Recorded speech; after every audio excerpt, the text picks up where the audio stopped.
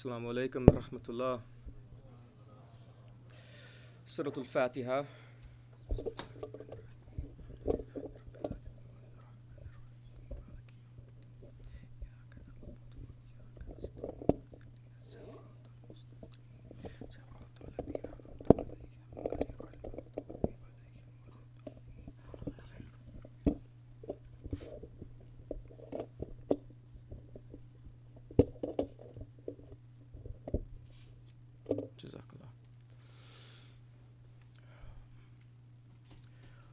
Hasbunallah wa ni'mal wakil, ni'mal mawla wa ni'mal nasir.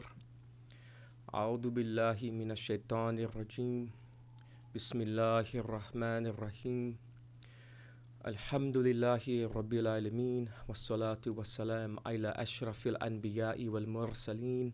Sayyidina wa maulana Abul Qasim Muhammad.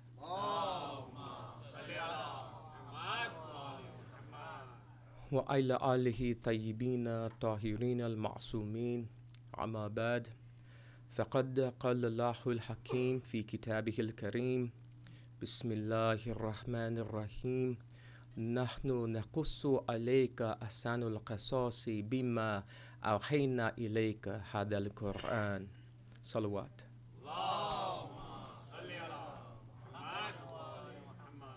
First and foremost, I must send my condolences out to Imam Zaman, Ajalallahu Ta'ala Farajahu Sharif, on the occasion of celebrating the Shahadat of his great-great-great-great-grandmother, the mother of our Ummat, the daughter of Rasulullah, Fatima Zahra, Salamullahi Alayha.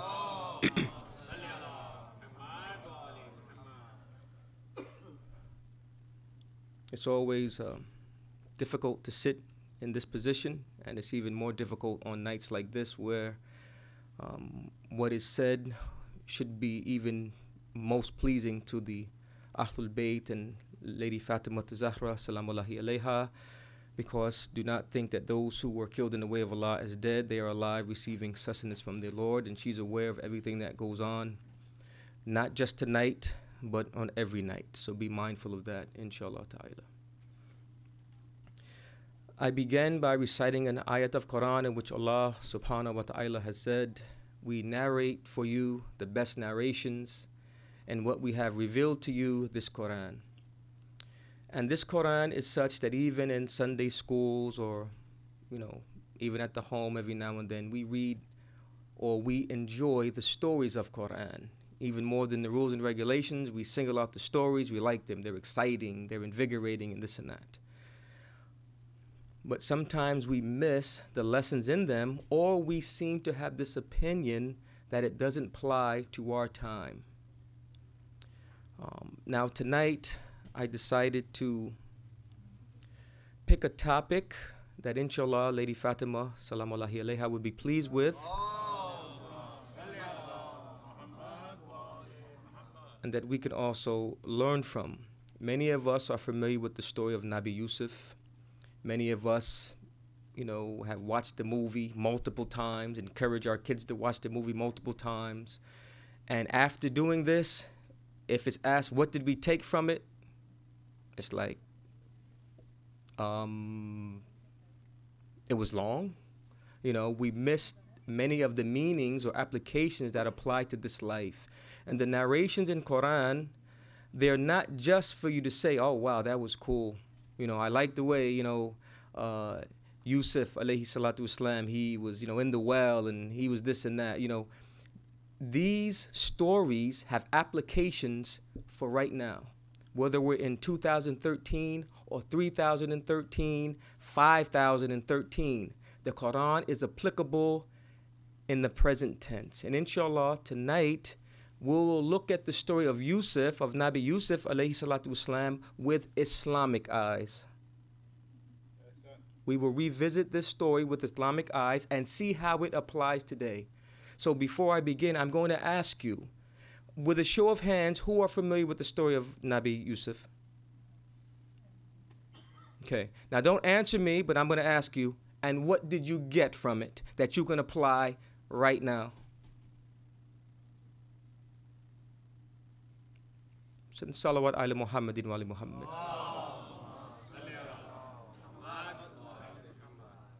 Just a side note, in many cases when it's asked to recite salawat on Rasulullah, it's for a water break, or it's for to get a recollection, or scroll up and down on your iPad. But one of the main reasons for sending salawat is that Allah will expand your heart and you will understand what is said from the minbar. That is the main reason for sending salawat. Now, when we think about Nabi Yusuf, first things first, we realize his family upbringing. Yes, two believing parents can bring forth a disbelieving child. And yes, two disbelieving parents can bring forth a believing child. This can happen. But on the regular, we follow spousal selection because in normal situations, the fruit doesn't fall too far from the tree. So what can we first learn from the story of Nabi Yusuf's spousal selection? Because Yusuf and Binyamin was from a righteous mother, and obviously Nabi Yaqub, who was a righteous father, and likewise Binyamin and Yusuf were inclined to piety and righteousness. And there were ladies, but of the boys of Bani Israel, of the boys, they were shaky in their religion, to use smooth and easy words, and their mothers were also shaky in their religion also. So the first thing we can learn, if we pay close attention, is spousal selection has a big to do with your offspring. Now, did anyone catch this by watching Nabi Yusuf? Spousal selection, because that applies today. That applies today. Spousal selection. Also, we learn from the story of Nabi Yusuf the harmful effects of hasad, of envy and jealousy. From the very beginning, we didn't even get into the main gist of the tale or the excitement of the tale. From the very beginning, what caused this chain of events was what? Hasad, jealousy and envy. So did we pick that up from the story of Nabi Yusuf? The effects, because hasad in itself is not a sin. If you have it in your mind or in your heart, it's bad, but it's not a sin. But understand this. If it comes out of you, it only comes out in what? Haram ways. Hasad, thinking it, feeling it, is not a sin, although it is bad. But if it is to come out, it doesn't come out in any good ways. It always comes out in haram ways. This is in the very beginning of the story of Nabi Yusuf. This should have been picked up. Because is this not applicable today? Salawat ala Muhammad if it is. Don't we have too much divorce and too much misery of spouse, whether it's one or both, which is a result of poor spousal selection? Isn't this applicable today? Salawat if it is.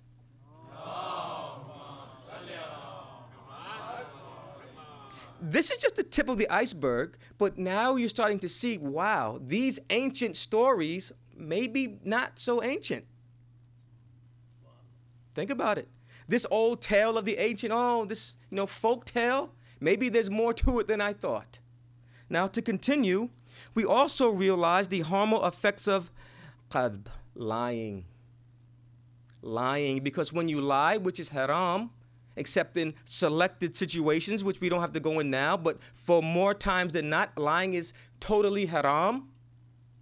And when you lie, what do you have to keep doing to follow up? More lies and more lies and more lies. And eventually, what's going to happen? Your lie is going to be proven, and now you're totally embarrassed. Because your lie, what is done in the dark will always come to light. And this is from the very beginning of the story of Nabi Yusuf. All of these minute, intricate things that are applicable right now. One lie, where is my son? Well, this is what happened to him. But his shirt is not torn. It was a nice wolf. He was a gentle wolf. We're familiar with the tale, so I don't have to go into details. But look at how the lie, one lie, another lie, and we are compounded with lies until guess what? Allah will reveal the truth sooner or later. It may take some time, it may not take some time, but it's going to come out. And now you're totally embarrassed, totally humiliated. And who did it? You did it to yourself. So this is just, now keep in mind, this is just, I'm just warming up. These are the things that should be taken from the stories in Quran. This is why Allah says, we narrate to you the best narrations. Not just to say, oh, it's exciting and it's old back in the day. It's for us to look at things Islamically with a sincere heart, with good intentions, to take things that are applicable right now, even if it's 4013, 2013, 3013, it doesn't matter, or 5013. That's one of the mercies and one of the miracles of Quran. It's applicable right now, just like when Rasulullah, it was revealed to Rasulullah. Salawat ala Muhammadin wa ali Muhammad.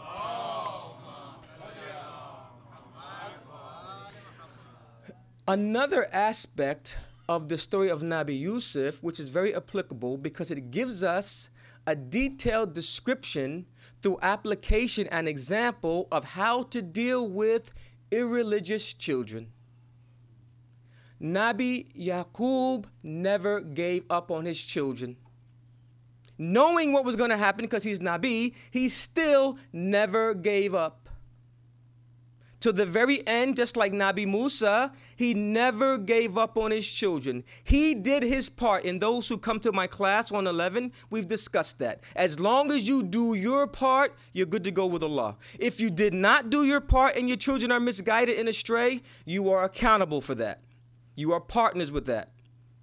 Understand this. So the story of Nabi Yusuf teaches us that even if your children are corrupt, even if your children are destined for the hellfire, now obviously we don't know that. Yaqub did know that. He's Nabi. He did know that. We don't know that. But we never give up on our children. We must give them the best example until the last moment. And just like one of the children of one of the boys, one of them turned around and became muttaqi. All of them didn't, but one of them did because of the persistent and consistency of the father and continually trying to guide the children. So this is something that is very important. Now, I'm going to repeat for a reason. Salawat if this is not applicable right now.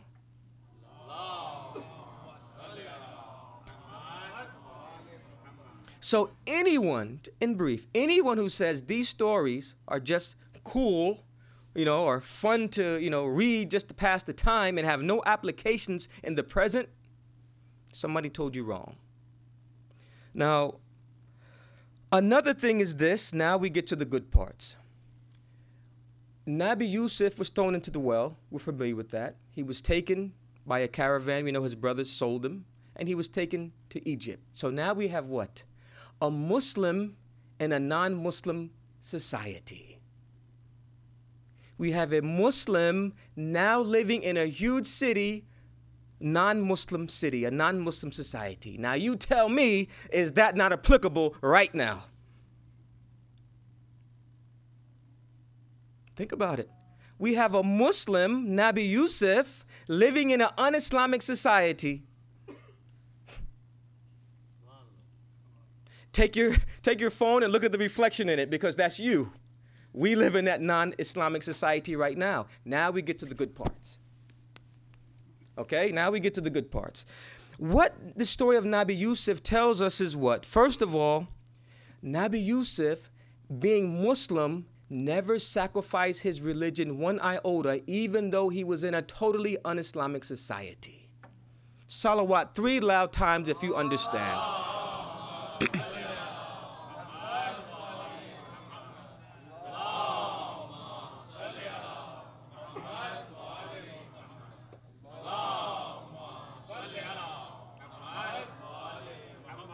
So this is the lesson, in other words, that Nabi Yusuf, the story of Nabi Yusuf teaches us, if you happen to be, coincidentally, a Muslim in an un-Islamic society, this is how you live. You still do not sacrifice it. You still fulfill your obligations to Allah, even if everybody else is not there. We have each other. Nabi Yusuf had no one else except himself, and he still held firm. And notice, the story of Nabi Yusuf, when did he apply any miracles? Later on. In the beginning, through his life, he didn't apply any miracles. So anyone who says, oh, he did some miraculous things, no, he did not. Everything he did was doable. He simply lived the life of a Muslim. So Nabi Yusuf, the story of Nabi Yusuf, is an example of how a Muslim lives in an un-Islamic or non-Muslim society. You never sacrifice anything. And inshallah, we'll continue. Now, now that Nabi Yusuf is living in a foreign society, what did he do? He displayed the akhlaq of a Muslim. This is why men and women alike fell in love with him, his akhlaq. Yes, he was a handsome man, but it was his akhlaq that made the people fall in love with him, men and women alike. So what does he tell you? Let's change it. Being followers of Ahlul Bayt in an un-Islamic society, our akhlaq should make the non-Muslims fall in love with us. We don't bring our morals down to them. We encourage them to bring their morals up to us. And this is a big lesson that many miss in the story of Nabi Yusuf. Salawat ala Muhammadin wa ali Muhammad.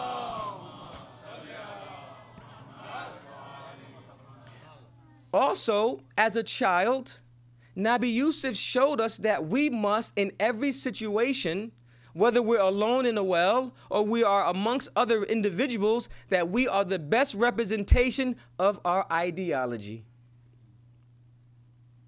These are lessons to be learned in this tale. This is why it's one of the best narrations. This is why it's one of the best narrations. This is why tonight we're looking at things with what? Islamic vision. Islamic vision. This is important. Now, also, these young handsome brothers we have, the story of Nabi Yusuf tells you what you do when you're a handsome Muslim in a society where there's beautiful women who are after you. Every turn there's a beautiful woman, whether you're at the light in your car, or you're at school in the class, or you're at college. There are non-Muslim women with morals and manners that are not Islamic, and they are after you, trying to corrupt you. Nabi Yusuf explains to you or shows you what you do. Whenever he was caught in the presence of Zuleika or any other woman, he lowered his gaze. And he did not want to be there, and his words were what? Short and sweet. No handsome dialogue, smooth, fluid words, and trying to be, smooth guy. He wasn't concerned about hurting their feelings. He was concerned about hurting Allah's feelings.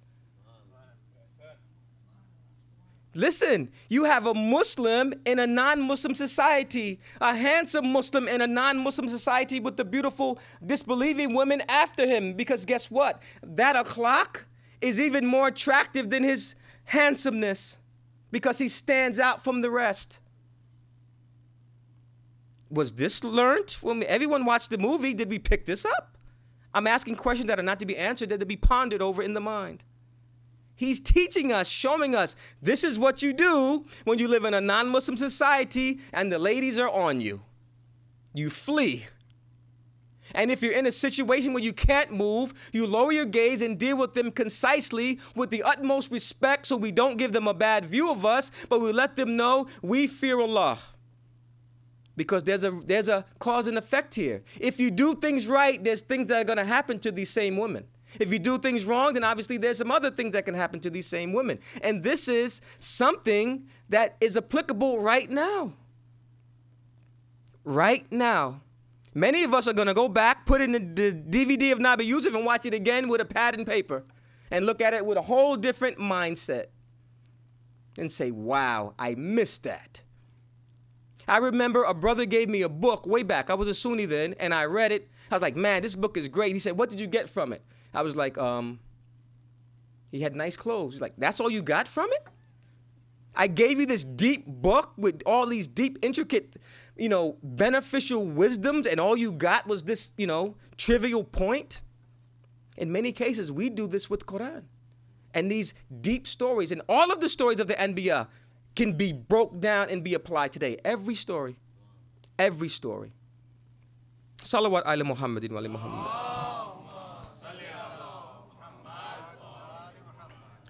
So the story of Nabi Yusuf teaches the Muslim men how to deal with women who are not related to them and who are intent on corrupting us. Nabi Yusuf, the story of Nabi Yusuf teaches us what to do. We know what to do when we watch this. On the flip side, even if a corrupt if we deal with them in the proper manner, even these same corrupted, irreligious women, if we do the right things, they will become believing women. Because guess what? I mentioned last night to some of the teens that if you deal with these disbelieving women in the right manner, for example, under normal situations, if a beautiful woman is on a kafir man, he's going to take advantage of that. Yes. Got it. But a believing man will show the utmost akhlaq, the utmost morals and manners and fear of Allah, that he will respectfully say, listen, I understand that you're attracted to me. And to be truthful, you're not that bad looking yourself, but I am Muslim. And we cannot engage in the normal things that you like. Now, we have things that we can deal with. I don't have time for this right now. I'm in between class, but, I cannot touch you. I cannot pat you on the back. I cannot do these things. And if it's said in the right way, she will not be upset. She will be like, wow, he must be from Mars. He is different than all these other losers. All these other losers are quick to take advantage of me, try to manipulate me, and use me to their benefit. But this guy was different. You know what? And she goes back to her girlfriends and say, you know what? I was on this guy that was pressuring him. He backed up. He was like, I can't touch you and this and that. And he said, we could meet in a coffee shop or talk or this and that. But he was so respectful, please forgive me. I mean, don't be mad at me, Susan, Mary, and the other ones. But I'm going to go to find out a center or go online and find out about this Islam thing because this guy was the first good. I didn't think there was any good men on this planet. Think about this. Every situation we are in is a test. Every situation, not some of them. Every situation. And Nabi Yusuf, the story of Nabi Yusuf, is applicable right now because he teaches us how to deal with women that are on you. And if you follow your religion and do not sacrifice it, inshallah ta'ala, those same women will become mu'minat. Which is the goal. How would, if you think every woman was born a believer, no.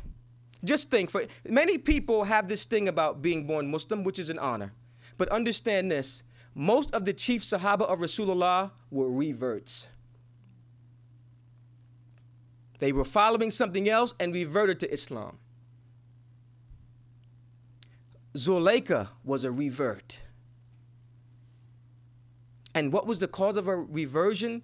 When she saw that she could not corrupt Yusuf, and she saw that all of the things that she disliked about him were actually honorable qualities. Think about it. All from the story of Nabi Yusuf. Salawat ala Muhammadin wa ali Muhammad.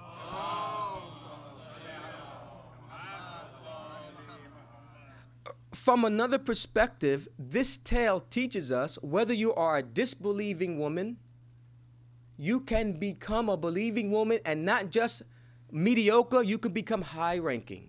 Zuleika did not just become a mediocre mu'minat. She became one of the elite. Even if you are a Muslim and you've been playing with the deen a little bit, you yourself can also, if you put in the effort, become elite. Who likes to be mediocre anything? Who wants to be so-so anything? We should be trying to be the best at everything we do, and specifically mu'min and mu'minat. We should be trying to be the best at that, just like we try to be the best doctor, lawyer, or whatever else. That should be at the top of the list, best mu'min and mu'minat. Zuleika, who was one of the worst women, she was a rotten woman for most of her life, and she was well into old age, rotten to the core. And through her sincerity, she became quickly one of the elite. Think about this. Think about this. These are some underlying aspects of the story of Nabi Yusuf. Because if he was a Muslim in a non-Muslim society, then he had his hand in guiding to the truth through this example. And if we as Shia were doing what we were doing, yes, there would be more of us. We're the minority, we're always going to be the minority, but there would be more of us. And more specifically, more righteous amongst us. Think about this. Nabi Yusuf didn't say, well, listen, I'm mu'min. I don't care about the rest of Egypt. Do what you're going to do. I'm just going to go in my room at night, close the door, put the screens down, and do my ibadat, and I don't want nobody to see. No. He went out and through his akhlaq, his morals and manners. And guess what? This is the same thing Imam Sadiq alayhi salatu wasalam. This is the same thing that the Imam told his chief companions, his students. No, his companions weren't students of Ayatollah this or Ayatollah that. They weren't students of Maulana this or Maulana that. Imam Sadiq's students were students of Imam Sadiq directly. He gave them the thumbs up. And he told his students, who many of them, you know, if you put all of us together concerning our faith, cannot match up to even some of these students who weren't masoom as far as iman and ibadat. He told them, go out and propagate my teachings by not using your mouth at all, by using your akhlaq and adab. And this is what Nabi Yusuf did as a child. So anyone who thinks, oh, I'll do that when I become 40. Oh, I'll do that when I become 30. Oh, I'll do that when I become 25. No, my little brothers and sisters. Nabi Yusuf did it as soon as he started thinking for himself. Even as a child, he stood out amongst the rest. Think about this. Even as a child, Nabi Yusuf stood out amongst the rest. So it doesn't mean, well, I'll wait till I become 20 or 25. No, right now. Not now, right now. Salawat ala Muhammadin wa ali Muhammad. Now, obviously, my name is Yusuf, and it was given to me for a reason. And Nabi Yusuf's story has a lot relating to me, because Nabi Yusuf also tells you about what happens to people that have gone to prison. Nabi Yusuf did not go to prison because he did a crime. He went to prison because he obeyed Allah. And many of the A'imma have went to prison not for any crime, because they were steadfast in their obedience to Allah. Nonetheless, they were in the prison. And even in the prison, Nabi Yusuf, you know, there's a saying, a strong mu'min or strong mu'minat is a strong mu'min and mu'minat wherever they are. Whether they're in prison, whether in Pakistan, whether in America, whether they're Iran, wherever they are strong and they represent their doctrine. Nabi Yusuf, when he was free in Egypt, roaming around doing his business, he was the best example. And locked in a dungeon, he also was the best example. And he did not make any excuse, well, I'm in prison so I can do haram. He still maintained his religion and not sacrificed it for the least. And then what happened? Many of those rotten men, many of those ruthless men, many of those corrupt men followed and took advantage of this guidance. And as a result, became the leaders of the society following their leader, Nabi Yusuf. Just think, when he had the Aziz freed those people from the prison, he just didn't free them. They became the leaders of society. And here's the thing, if you can be a good mu'min in prison, and nowadays you can wind up in prison for anything. Run too many stoplights, you're going to prison. You know, have the wrong name or a beard too long, or say something aggressive, you might get thrown in Guantanamo Bay for no reason at all. You understand? For no reason whatsoever, you can wind up, and then they let you go 2 years later and say, oh, we made a mistake. So you can wind up there for just being mu'min or mu'minat. But nonetheless, the story of Nabi Yusuf tells you, do not look down on anyone who may have a history that he's gone to prison. And it shows you that even amongst the worst and the worst, a believer will still uphold his beliefs and his doctrine and be a light for others, because Nabi Yusuf, he guided almost everyone in that prison. Did he zap them with a miracle? Did he make a dua for Allah to touch their hearts? No. He used his good adab, his good akhlaq, and he showed these people about Allah. And many of them, just like in our society, take use of this and also become leaders of society. And the one advantage of the prisoner, because he went to prison because he was not afraid to do things. He wasn't scared to do it. Now you take that bravery compiled with knowledge and wisdom. He is not scared to speak the truth, even in hostile territory, and even if people may not like it. In our society, we have two extremes. We have the mujahideen, who are very, very brave, may lack knowledge. We have the muraja, who are very, very knowledgeable, many lack courage. The Ahlul Bayt was the perfect marriage. Imam Ali was the best scholar and the most severe and brutal warrior for the fi sabilillah. He was the perfect marriage, and all of the imams were that perfect marriage. So many of the prisoners that were with Nabi Yusuf, they already had bravery. They already were brave men.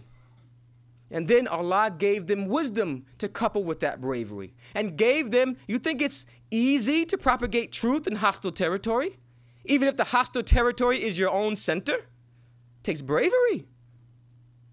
So these are some underlying lessons that we learn from what? The story of Nabi Yusuf.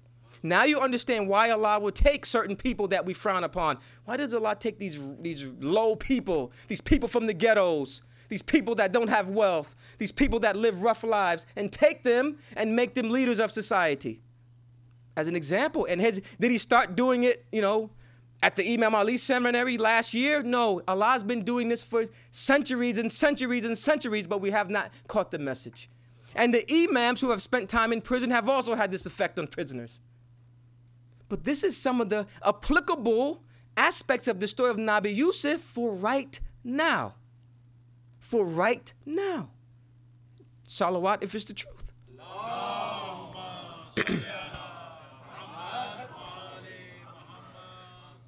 And obviously, one great aspect amongst the many great aspects of the story of Nabi Yusuf is the display of sabr. Many people think sabr is just sit on your hands and wait. No, it means to endure, to persevere. Sabr means that, for example of sabr, you'll propagate the truth even if people are trying to kill you, even if people start disliking you. You will endure everything that comes as a result of your being steadfast. Just think, on Ashura in Karbala, Imam Husayn alayhi salatu wasalam was displaying, sabr. We know that. He was fighting. You're like, okay, he was in battle, but he was displaying sabr, meaning he was steadfast and determined against the batil, the falsehood. And Nabi Yusuf also, he had a big trial because he was facing a whole community. The Islamic community during the time of Hussein wasn't as big as Nabi Yusuf's community. Egypt was huge in its surrounding areas and all its people, and Nabi Yusuf single-handedly also took this on. And he was battling this from childhood. Think about it. And he was displaying sabr in almost every aspect from childhood. So this is also a lesson of sabr, this story. Now, another thing which is very beneficial is Nabi Yusuf teaches us about gaibat, occultation. Many of us think that Imam Zaman, Ajalallahu Ta'ala Farajahu Sharif, he's invisible, walking around, like the movie The Invisible Man. He's invisible, moving around amongst you. You just feel wind going, and no, it means you do not recognize him. Nabi Yusuf was in occultation in Egypt. He was amongst the people, but did they know he was Nabi? No. He was in occultation. He was amongst the people, but the people of Egypt did not recognize him for his position. To them, he was just another child who happened to have good manners. In many cases, when you go to Hajj or you go to Ziyarat, if you had bad akhlaq and bumped somebody out of the way, it could have been the Imam. If you were on Hajj and you were aggressive and mean and had bad akhlaq and pushed someone, it could have been Imam, because yes, he does Ziyarat regularly. Yes, he goes to Hajj every year. You just don't know who he is. You know what type of clothes he wears because he wears clothes like this. We do know. He's not wearing Tommy Hilfiger or the Walmart this or, Calvin Klein or whatever. He's not wearing that. He's wearing Islamic clothes. He gives his money to the Islamic cause. Little subtlety there. He gives his money to Muslims only, not the kuffar who will kill us with the same money. We spend a lot of money on clothes and we give it to the kuffar to use against us. Don't let that go over your head. Salawat ala Muhammadin wa ali Muhammad. But nonetheless, Nabi Yusuf was in occultation for many, many years. He was in occultation from his father, and he wasn't far from his father. Allah kept them apart. Allah kept them apart, and they weren't very, very far from each other. But the main thing is that amongst the people, Nabi Yusuf teaches us about ghaibat, the occultation. And this relates to our imam, because yes, he does walk around, but you don't recognize him. He is amongst the people, and you may have been disrespectful to him. He may have shown you some kindness. He may have given you some words of wisdom, and you thought he was just a kind old man. But this is an example of the ghaibat, so you have a better understanding of the occultation. We will not recognize our imam until Allah wants us to recognize our imam. Just like the people of Egypt did not recognize Nabi Yusuf as Nabi until Allah wanted them to recognize Nabi Yusuf as Nabi, until Allah gave Nabi Yusuf the command, now tell them who you are, and also Allah will give the command, now tell them who you are, imam. Salawat ala Muhammadin wa ali Muhammad. So this is another underlying lesson of the story of Nabi Yusuf. It teaches us about our imam, about the ghaibat of our imam. Now, what is more present tense than the ghaibat of our imam? Now, also,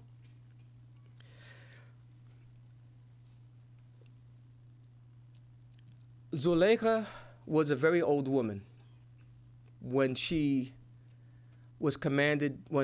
Yusuf was commanded by Allah to marry her. She was well into old age. She was blind. She was old. She was like a prune, so to speak. She was very old. All of her beauty, I mean, she was the top of the line beauty, and then she became old. So this is also an underlying thing. All of you who think you're better because of your handsomeness or your beauty, that will fade, or an accident can alter that. So don't think of that and use that as a means of arrogance or conceitedness, because that can go away quickly or slowly. But nonetheless, Zulaykha was very old. And what did Allah do? This was one of the miracles of proof of Nabi Yusuf's truthfulness. And now understand this. Nabi Yusuf did not use miracles dealing with the people. Our A'immah did not use miracles dealing with the people. They dealt with droughts just like the people did. Nabi Yusuf dealt with droughts just like the people did. Nabi Yusuf only used miracles to prove that he was who he was, as far as he was truly the representative of Allah. He was truly the hujjat of Allah. He was truly the wali Allah. Just like that, the imams also only used miracles to also prove the truthfulness of their imamate. They only did miracles to prove that they were truly who they were. So this is also underlying lessons from the story of who? Nabi Yusuf. Nabi Yusuf only did miracles to prove when he professed his claim, Allah only allowed him to do these miracles to show that he was truthful in it. The imams only did their miracles to also show the truthfulness of their claim. They didn't just do miracles to, for any whim, or someone said, show me a miracle. They didn't do miracles like that.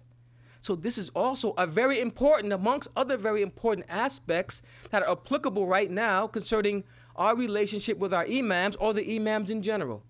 Because many people look at the A'immah and say, you have the akhlaq of Ahlul Bayt. Oh, they're masoom. What does a good akhlaq have to do with having the great names of Allah and doing miracles? What does it have to do with one another? Having good akhlaq is doable for everyone. Having sabr is doable for everyone. Think about it. It's doable. Now, where we fall short is the other aspects of, we fall short in proving our claim. But these are very important aspects that in many cases have been missed from the stories of Quran. Because like I mentioned from the beginning, these are just ancient tales, have nothing to do with right now. Well, listen, we're going to have a council meeting or a board meeting, let's bring the Quran. What the Quran has nothing to do with right now? Says who? Says who? Oh, well, there's an issue with the husband and wife. Well, listen, what does the Quran say about it? The Quran is old. It has nothing to do with right now. Says who? Says who? This is wrong information. And if you didn't know, inshallah, you know it now. As I've always said, and I'll continue to say, it has nothing to, forget what happened yesterday or before, 45 minutes ago. Now let's look at things differently. Now let's look at things differently. Now, there's another aspect that is very important from the story of Nabi Yusuf.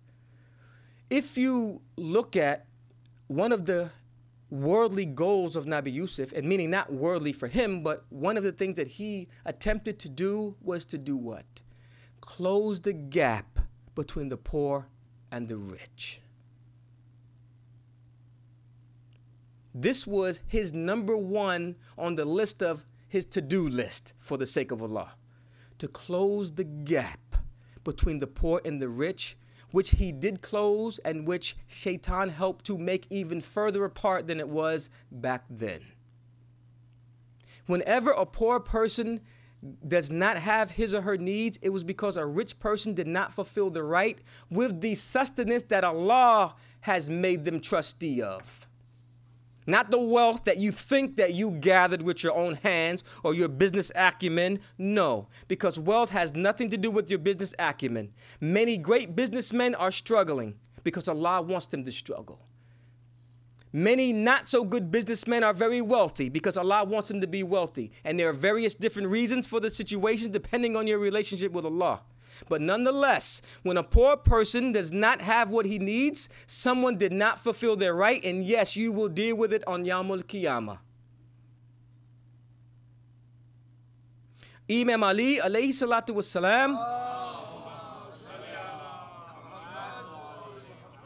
he would send the Hassanain out, alayhi salam. He would send them out to gauge the community without asking anyone. You don't have to ask. You can look and see who's in need. He would have them go look in the community, see who's in need so he can make them priority. Think about these underlying things in the story of Nabi Yusuf that are applicable right now. He spent most of his life closing this gap by the command of who? I can't hear you. One more time. It was by Allah's command. Allah commanded him, now follow these methods to close the gap between the rich and the poor.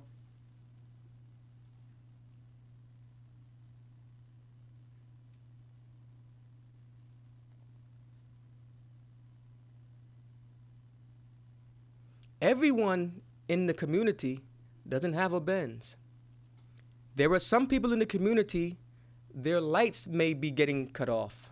There are some people in the community that their bills and their income has now gotten uneven. Their bills are not, their income is falling behind. They're not poor, but their income is falling behind the bills in this, this time right now in society. The money that you have is not yours. Allah provided it. Allah gives wealth to whom he wills and he straightens it. He restricts it from whom he wills. Sometimes he gives wealth to make your deen better, and sometimes he takes wealth away from you to make your deen better. In the time of Nabi Yusuf, taking the wealth away from some of these people made their religion better. Because many of us, there's a hadith of Rasulullah where a man asked Rasulullah sallallahu alayhi wa alayhi wa sallam, he said, Ya Rasulullah, pray to Allah to make me wealthy. And Rasulullah said no. And Rasulullah did not say no many occasions. If he did, there was a good reason for it. I cannot do that. Or I do not want to do that, or no.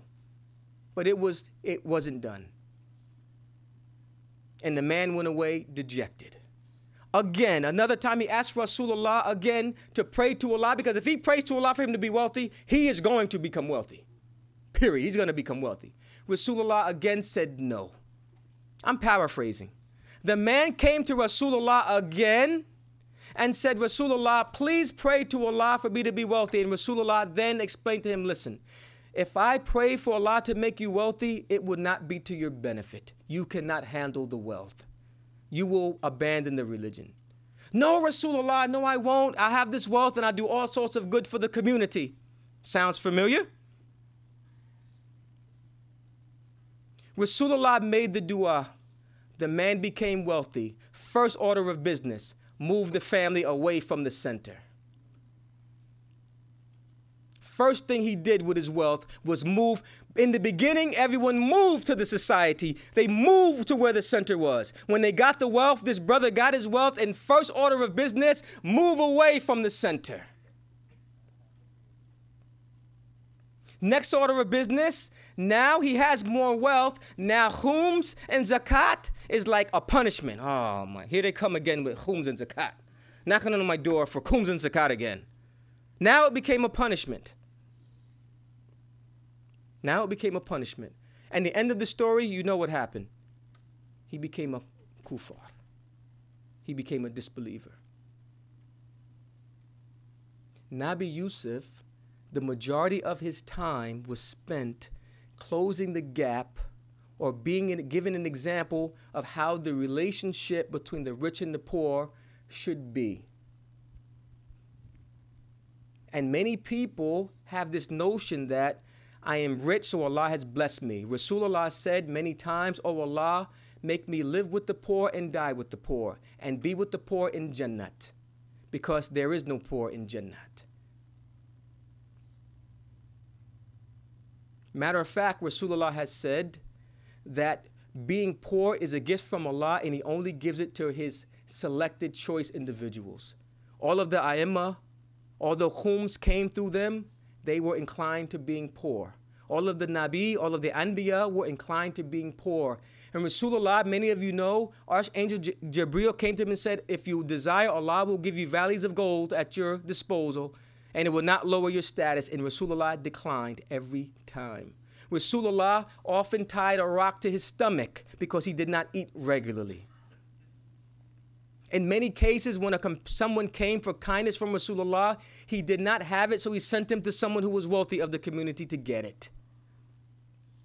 So anyone, first of all, your wealth is a gift, is a trust to you from Allah. Fulfill your rights concerning it. 2, beware, because Allah says, Rasulullah has said, sometimes Allah afflicts you. Is affliction a good word or a not so good word? Right. The hadith says sometimes Allah can afflict you with wealth, and sometimes Allah will afflict you with poverty, depending on your relationship with Him. Nonetheless, the story of Nabi Yusuf is an example of the gap between the rich and poor needs to be lessened, if not closed. This is important. He spent most of his life with this specific mission alone. Now, in closing, as I wind down, another aspect of Nabi Yusuf, which is very important, in that, obviously, truth be told, when you give a lecture, little of it is taken in. Everyone may take bits and pieces that they find that comes to their aql, their intellect, but most of it is gone. But I want you to leave with this. Nabi Yusuf, from day one, had an uphill battle. The odds were stacked against him. His trials and tribulations were extreme, the highest level. One underlying lesson in the story of Nabi Yusuf is that Islam will win. Nabi Yusuf had all sorts of enemies, rich enemies, powerful enemies, influential enemies. Just like we have rich enemies, powerful enemies, and influential enemies. And Nabi Yusuf, who was the Wali Allah at that time, the Hujjat of Allah, the representative of Islam, was victorious. And we too will be victorious.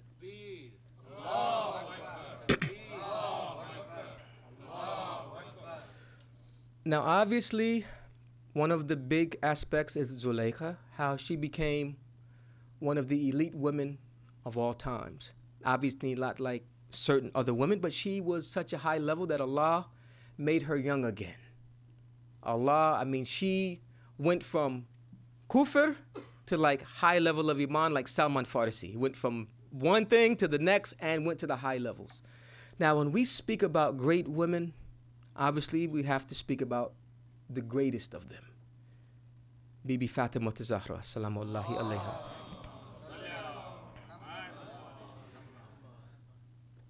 The life, which was short, of Bibi Fatima,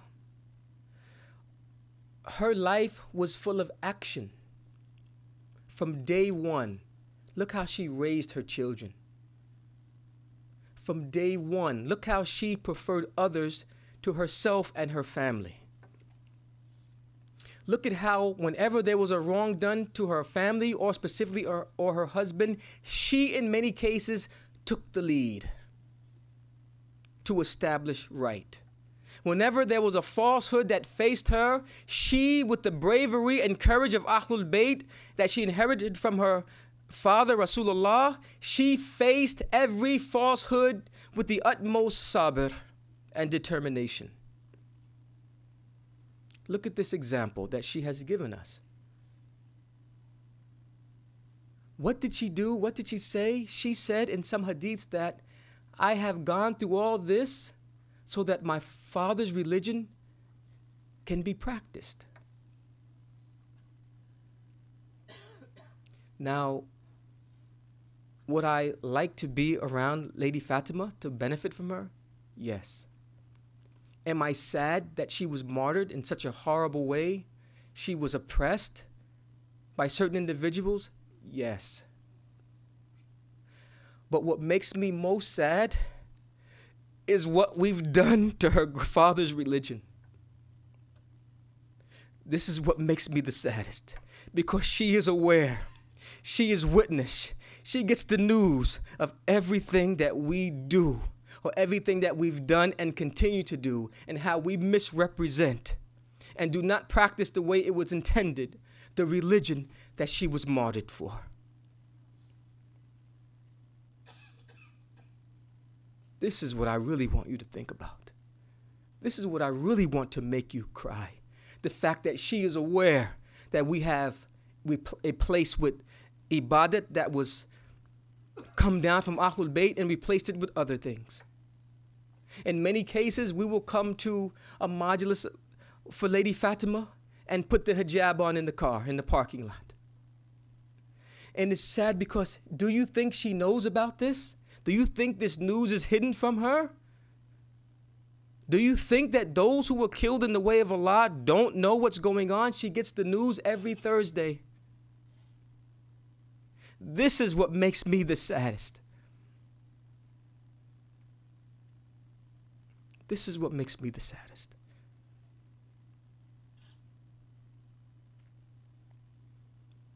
Muhsin was aborted by Bibi Fatima being slammed behind a door. Her father had died not more than 6 or 7 months prior, and her house was being threatened to be put on fire. The door was set ablaze. She witnessed her husband being dragged out of her house, the Wali Allah, the Hujjat of Allah, being dragged out of the house with a rope around his neck.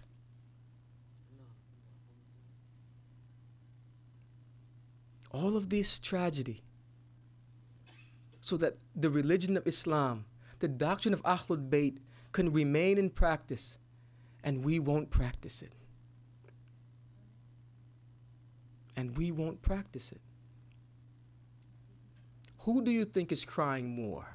Us tonight, or Fatima to Zahra, salamullahi alayha, every night, when she knows how empty the centers are where her religion is to be practiced? When it is made to her the news of who comes to the door, who comes through the door to the center every night or regularly, she gets the news. If you don't think this is true, it is. Allah says, do not think that those who are killed in the way of Allah are dead. They are alive. And they're receiving more than just provisions. They are receiving news. Bibi Fatima wants more than your tears. She wants the change of your hearts. This is what she really wants. She doesn't want you to bang your head until you become unconscious or bang your chest till it turns black and blue. She wants you to practice the religion that she was martyred for.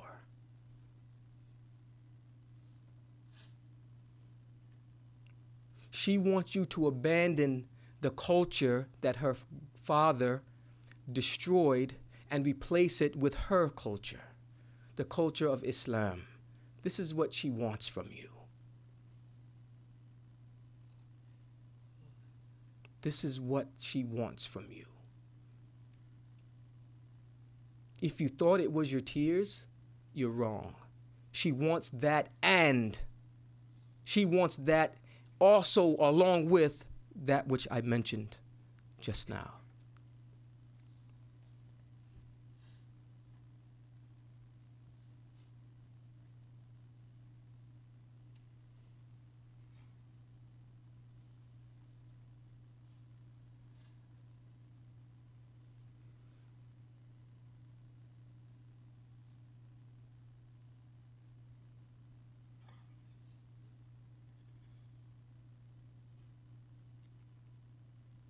This is what Bibi Fatima wants.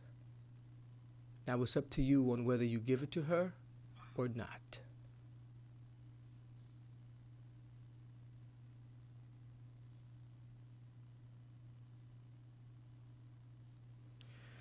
We ask Allah subhanahu wa ta'ala for the blessings and tawfiq to be on the right path, for the wisdom to understand His guidance, to hasten the reappearance of our Imam, to make us His helper when He comes,